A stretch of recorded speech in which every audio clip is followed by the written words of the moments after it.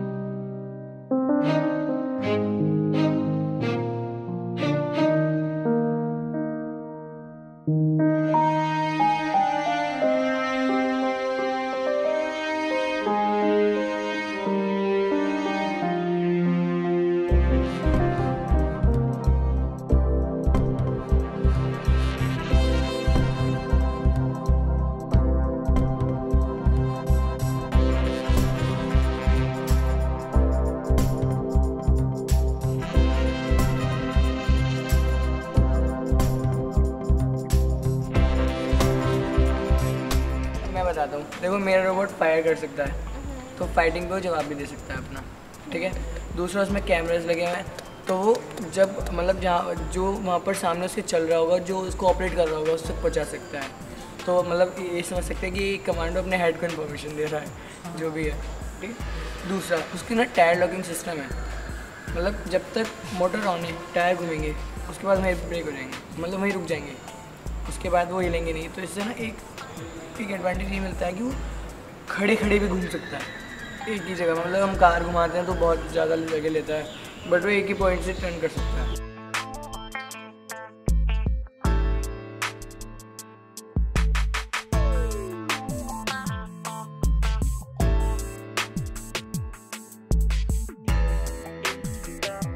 इस पे नहीं करना है, तो किस पे करना है? इन दोनों नहीं, एक बार बस गाड़ दो ना। अरे कैंची है ना, कैंची। अरे तुम्हारा जो स्टील वाली है ना, स्टील की कैंची है, उससे करके देखो एक बार। अभी इससे भैया ऐसे नहीं होने का, रात भर लगे रहोगे ना। अभी मैं लगा रहा है, इससे एक बार लगा के यार प्रेशर लगाते हैं यार, करते आप बिल्कुल। इससे नहीं होने का, मैं कह रहा हूँ। ये तो लिख के ले लो बात, इससे तो हो गया। मैं करूँ इसे? कर लो सर, तो सही। अगर घुस गई तो दोनों वो ब्लेड लाऊं मैं, ब्लेड लाऊं क्या? अबे इतने बड़े कटर से नहीं हो रहा ब्लेड। अरे नहीं, ब्लेड से हल्का हल्का कर। एक मिनट यार, अपन अबे हो गया। रोहित ऐसे रख दे, देख ऐसे रख, ऐसे। अबे यार देखते हैं पहले, एक बार ऐसे ही करके देखते हैं। जाएगा नहीं, घूमेगा वो। अरे एक बार टेस्ट करके देखते हैं, घूमता है नहीं घूमता, किस तरीके से घूमता, उसके बाद देखते हैं ना। अरे वो वाला बॉन्ड है ना, देख ये अपन जहाँ उसके बाजू वाले कबर्ड में, शायद नीचे वाले इसी रैक में क्या चलेगी, क्या चीज़?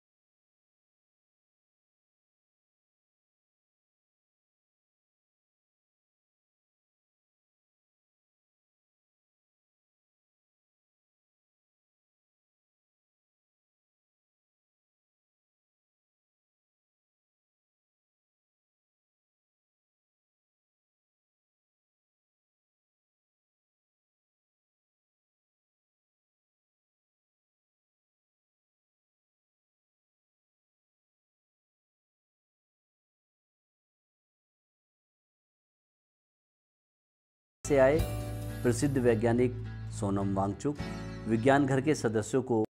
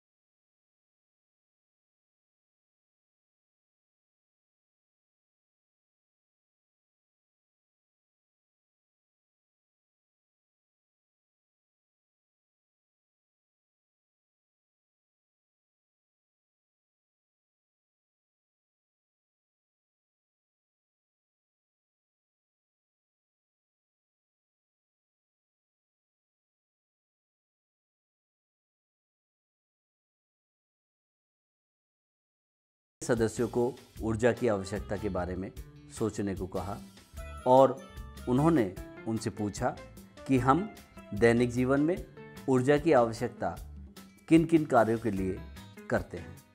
इन्हीं आवश्यकताओं के अनुसार सोनम वांगचुक विज्ञान घर के सदस्यों को कम खर्चीले और मुफ्त में ही प्रकृति से ऊर्जा प्राप्त करने के तरीके भी बताएं। ठीक है, आपका ग्रुप छोटे छोटे में बताइएगा आप लोगों में क्या क्या डिस्कशन हुई, फिर आप क्योंकि बहुत सारे बातें एक जैसी होंगी तो ऐसा मत सोचिए कि उन्होंने हमारा पॉइंट बोल दिया, कोई बात नहीं। तो सबसे पहले हमें जिंदा रहने के लिए एनर्जी की ज़रूरत है, सोलर एनर्जी। मतलब अगर सूर्य की रोशनी नहीं होगी तो मतलब हर एक प्राणी कैसे जिंदा रहेगा, खाना कैसे बनेगा, फोटोसिंथेसिस कैसे होगी। तो ये फर्स्ट पॉइंट है हमारा।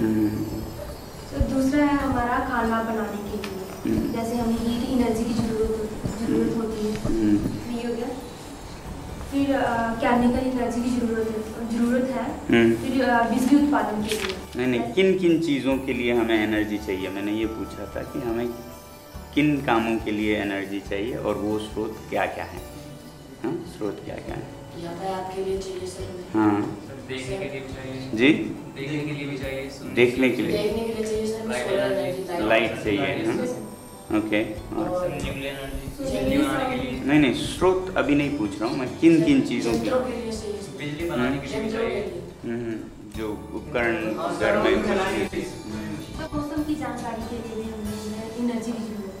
क्यों, कैसे सर? मतलब उसमें हर एक इक्विपमेंट मशीन चलती है।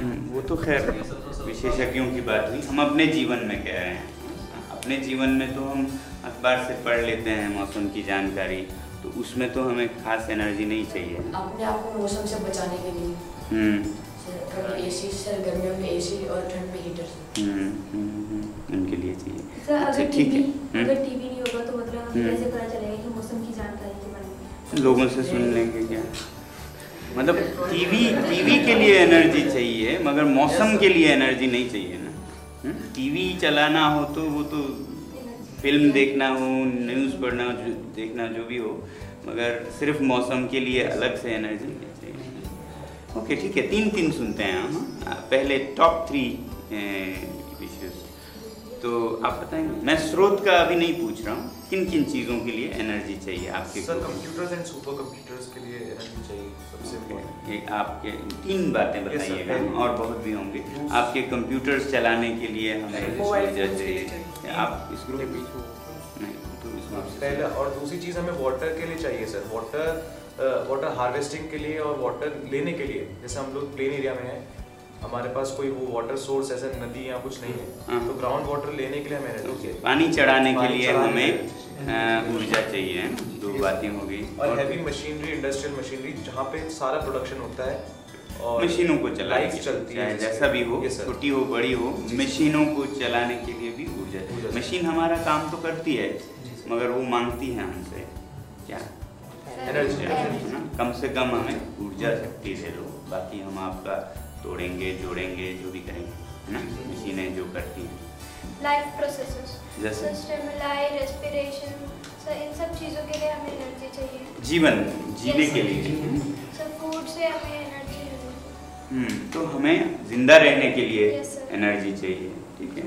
कम्युनिकेशंस के लिए चाहिए, जैसे मोबाइल फोन्स। ठीक है, तो इन चीज़ों के लिए हमें एनर्जी चाहिए। आपके ग्रुप में हमें एग्रीकल्चर के लिए एनर्जी चाहिए। जैसे क्या चाहिए सर? अगर एग्रीकल्चर हो रहा है मतलब आप लोग भी सुनेंगे। ठीक है। सर हमें ह्यूमन बॉडी को एनर्जी चाहिए। सर खाने के लिए एनर्जी चाहिए, खाना पकाने के लिए एनर्जी चाहिए। सर ह्यूमन बॉडी के लिए चलने के लिए एनर्जी चाहिए, सुनने के लिए एनर्जी चाहिए। वो जो खाना पकाने की बात कही वो आप में से अभी तक नहीं निकला सर। अच्छा ठीक है, मैंने जैसे बदलता है। ठीक है। कोई और आपके ग्रुप में बता दिया था? ठीक है। इस ग्रुप से स्रोत पे क्या आपने बताया? बायोगैस। हाँ, आजकल, पहले तो नहीं हुआ करता था, लेकिन आजकल बायोगैस। थोड़ा बायोगैस का बताइए, क्या है बायोगैस?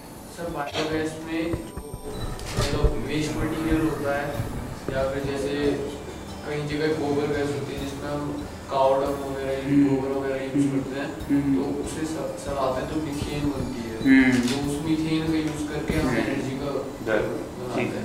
उसका स्रोत अल्टीमेट, मगर गाय का गोबर है, गाय ने घास खाई, घास को सूर्य से मिला।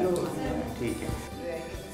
कॉनकेव मिरर, जो लेंस करती है वही कॉनकेव मिरर भी करेगी। फ़र्क ये है कि मिरर पतली परत हो सकती है, सस्ती हल्की हो सकती है, और जो फोकस है उस पर आप खाना बना सकते हैं। अगर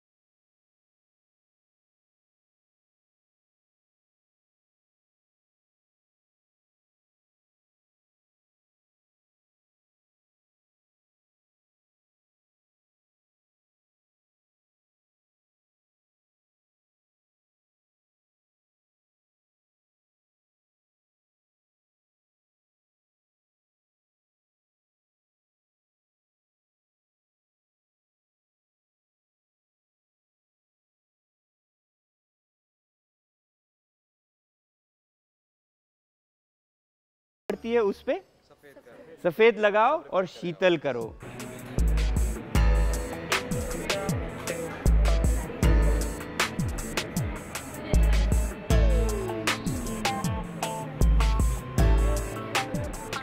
हमने एक छोटा सा पंप लगाया जो आप देख रहे हैं, और ऊर्जा का स्रोत हमारे पास तेल नहीं है, कोयला नहीं है, न्यूक्लियर या हाइड्रो एनर्जी नहीं है, सन है। आप हट के इसको सीधा करेंगे आप। तो इसको बस, तो धूप के उससे हमारा पानी चढ़ने लग गया। ये क्या है? ये जो दिख रहा है पाइप है। तो पाइप अकेले से पानी चढ़ेगा? चलाते जाइए अब तक हवा ना निकल जाए, हवा ना निकल जाए, करते रहिए। अब बाल्टी से ऊपर जाएगी तो सर नहीं आएगा, तब नहीं आएगा। आना नहीं चाहिए, नहीं चाहिए, है ना। अब देखेंगे आप, अगर मैं ऐसे करता हूँ और अगर मैं ऐसे करते करते उठता हूँ, आ रहा है कि नहीं? कैसे आ रहा है पानी? कैसे आ रही है? देखो अब आप देख रहे हो। देखो उधर तक पहुंचाने के लिए क्या क्या ज़रूरत पड़ी। ये सोलर पैनल ज़रूरत पड़ा और वो पंप ज़रूरत पड़ा, और ये क्या हो रहा है कि बाल्टी से ऊपर जाता जा रहा है पानी, तो ये भी पंप हुआ ना। जब पानी नीचे है और निकल ऊपर रही है तो पंप ही हुआ। पंप कहाँ है इसका पंप कहाँ है? पंप आपके हाथ में सर। मेरा हाथ ही पंप है। इंटरेस्टिंग नहीं? तो इसको आप कैसे यूज कर सकते हो घर में? स्प्रिंकलर है ना, मगर पानी देते रहना पड़ेगा। सर बगीचे में भी लगा। इसको इधर बंद करना है। वो जो गोंद था वो किधर गया? गोंद की वो इसमें है। बाकी दोनों चाहिए, बीच वाला नहीं चाहिए। बराबर नहीं, दो साइड के बड़े हो, बीच का रिंग अलग कर दो। हमारा पंप काम कर रहा है, देख रहे हो कैसे? इतने ऊंचाई पे 6 फुट 7 फुट के ऊंचाई पे आराम से हाँ आएगा। करो, अगर स्थिर है तो तेज भी करो, कोई बात नहीं।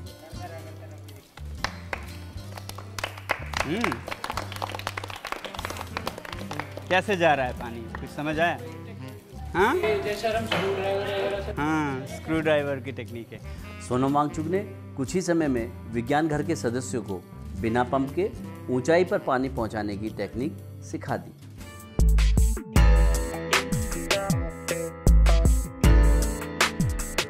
अब ये पिघलता ही जा रहा है, बर्फ पिघलता ही जा रहा है, तो क्या होगा? तब क्या होगा? अब देखिए क्या होगा, तब क्या होगा? अभी भी आपकी गर्मी बढ़ती जा रही है, ग्लेशियर पिघलते जा रहे हैं, पिघलते जा रहे हैं। तो देख रहे हैं आप, ये केदारनाथ वाला हो रहा है, और ये फूटता जा रहा है, फूटता जा रहा है, और तेज़ी से फूटता जा रहा है, और यहाँ से फिर पानी आती जा रही है। बाढ़ कैसे बनते हैं देखिए। अभी तक तो बाढ़ नहीं है ये, अभी बाढ़ नहीं है, अब बाढ़ बनेगी, अब बाढ़ आ गई। अब देखो कैसे खिलौनों की तरह घरों को ये उठा के फेंक देगी।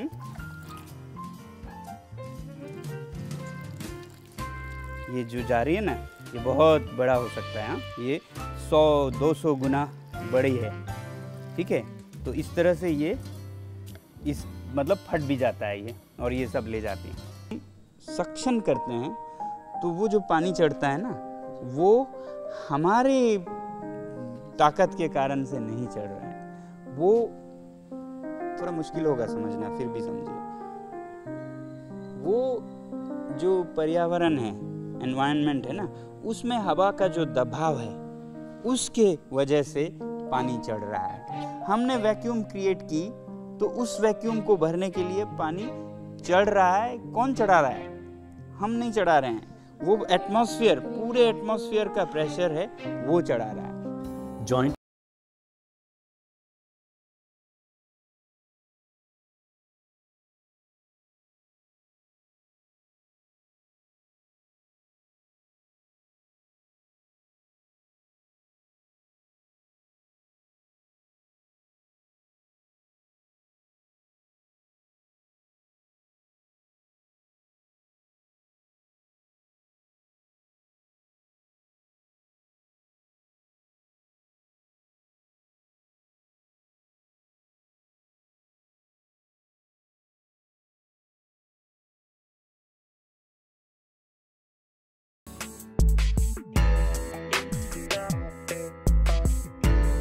अब फिल्म में आप वास्तविकता को देख सकते हैं।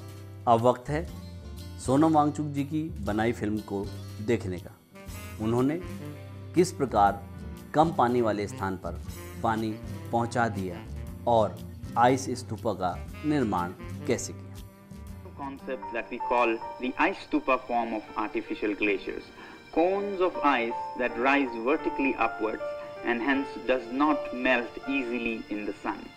To prove that the concept works, at our school with my students, we made a 2-story high prototype last winter.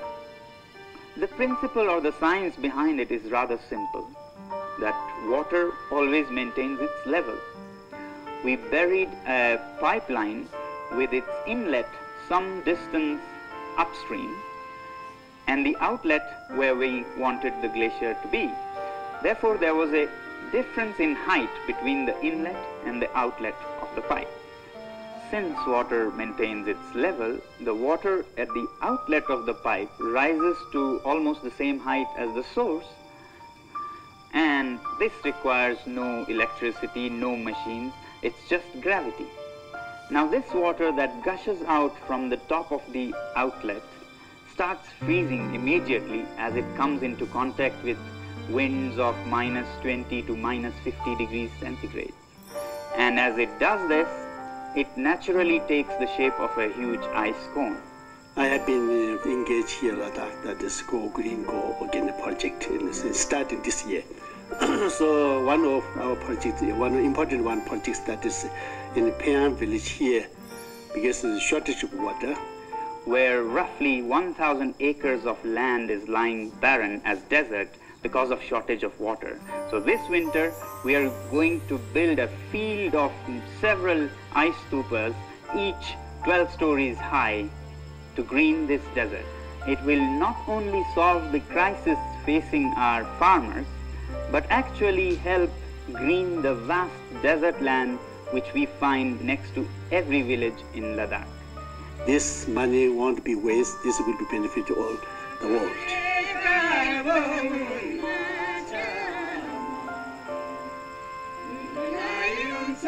This short film was finished by October 10, 2014 for a crowdfunding campaign to support the Ice Stupa project.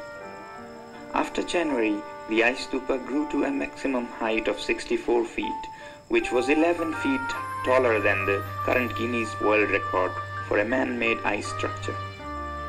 Finally, on 5th of March 2015, the first pilot Ice Stupa was blessed and inaugurated by His Holiness Chetsang Rinpoche.